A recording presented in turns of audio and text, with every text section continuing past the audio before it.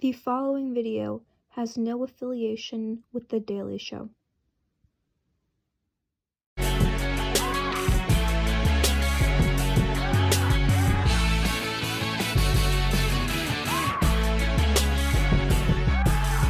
It's time to talk about women's health, a long debated topic in our government, which is kind of crazy because it sounds like our politicians are saying, women, are they people? Do they really need this?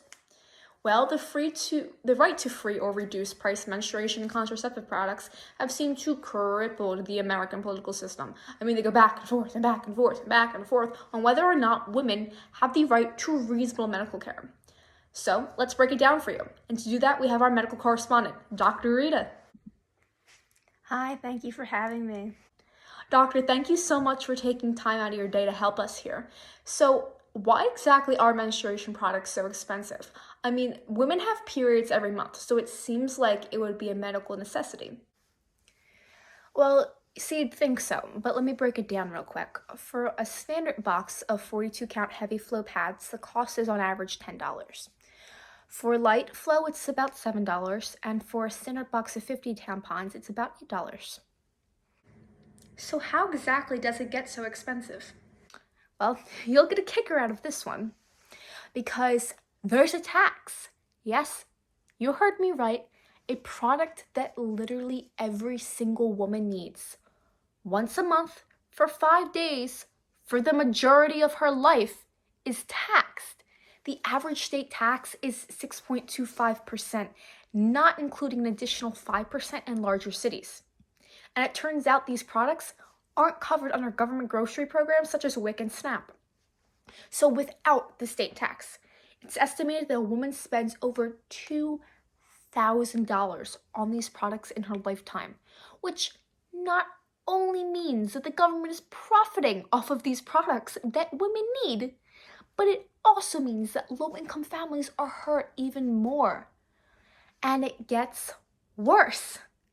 A survey of low-income women in St. Louis found that 64% of women could not afford these products at least once in the past 21 years. And 21% had an issue on the monthly basis. But probably the most disturbing find was that half of the women said that at some point they had to choose between buying tampons and buying food. Whoa, wait. Let me get this straight. They had to choose between buying tampons and food? It's a medical necessity, as you're saying. And literally, you need food to live. Yes, you're right. But I guess I can't be surprised because certain people in our current government don't seem to understand that basic medical necessities like tampons and pads, or like insulin, which people need to survive, and because of it being overpriced, people are dying.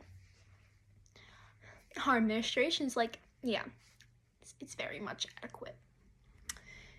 So I guess this whole pro-life agenda is only for before birth, because after, thrown out to the wolves.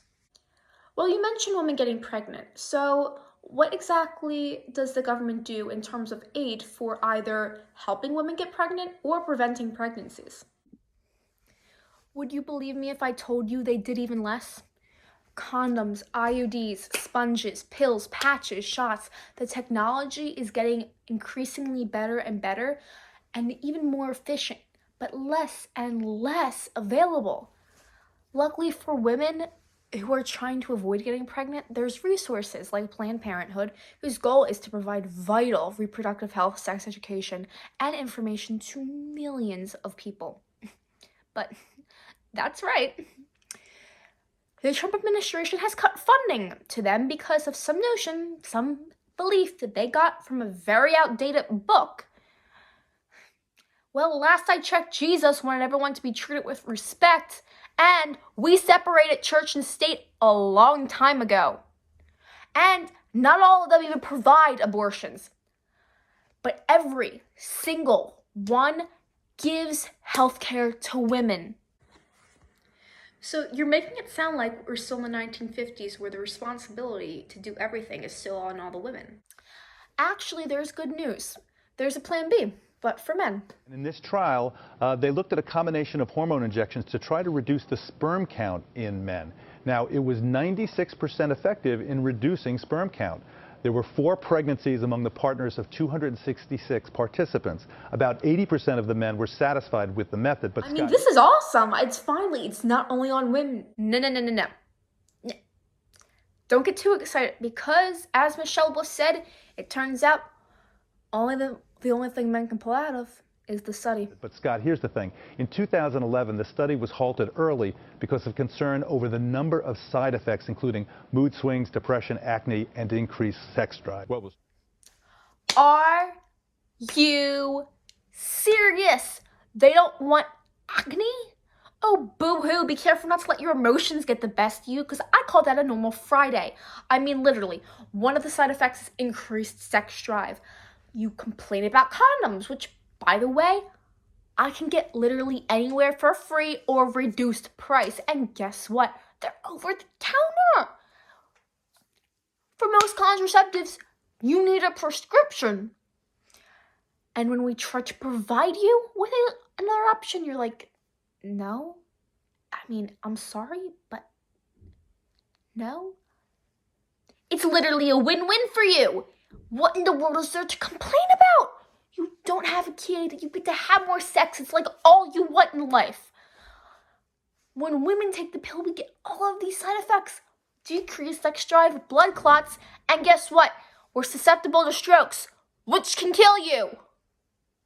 Well, I guess side effects are the only place that women earn more than men. Well, I'm afraid our time is up.